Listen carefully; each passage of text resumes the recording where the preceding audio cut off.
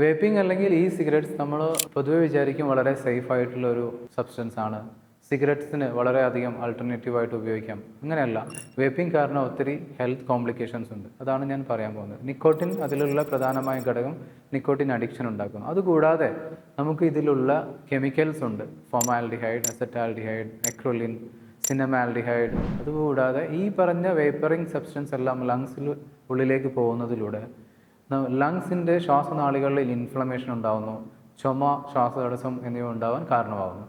ഇതുകൂടാതെ ആസ്മ അല്ലെങ്കിൽ ശ്വാസതടസ്സം, COPD പോലെയുള്ള അസുഖങ്ങളുള്ളവർക്ക് അവരുടെ ശ്വാസതടസ്സം കൂടാൻ ഇത് കാരണമാകും.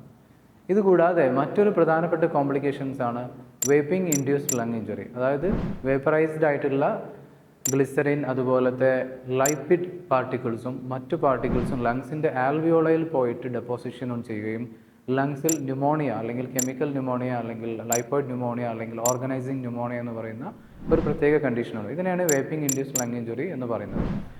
US CDC ഡോക്യുമെൻ്റ് പ്രകാരം 2019-2020 സമയത്ത് 2800ഓളം വേപ്പിംഗ് ഇൻഡ്യൂസ്ഡ് ലങ് ഇഞ്ചുറി ഉണ്ടായി.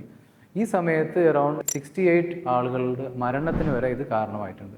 ഇതിൽ കൂടുതലായിട്ട് കണ്ടിരുന്നത് വൈറ്റമിൻ ഇ അസറ്റേറ്റ് എന്ന് പറയുന്ന കണ്ടാമിനൻ്റ് ആയിട്ടുള്ള ഒരു പ്രോഡക്റ്റ് ആയിരുന്നു ലങ്സിൽ ഡെപ്പോസിറ്റ് ചെയ്ത് ന്യൂമോണിയ ഉണ്ടാവാനും ശ്വാസതടസ്സം ഉണ്ടാവാനും ഓക്സിജൻ കുറയാനും മരണത്തിന് വരെ കാരണമാവുന്ന ഒരു സിറ്റുവേഷൻ ഉണ്ടായത്. വേപ്പിംഗ് കാരണം ലങ്സിന് ഈ പറഞ്ഞ കോംപ്ലിക്കേഷൻ അല്ലാതെ ഹാർട്ടിനും ഹാർട്ട് ബീറ്റ് കൂടാനും ഹാർട്ട് അറ്റാക്ക് വരുന്നതും ലോങ് ടേമിൽ കാർഡിയോവാസ്കുലർ കോംപ്ലിക്കേഷൻസും ഉണ്ട്.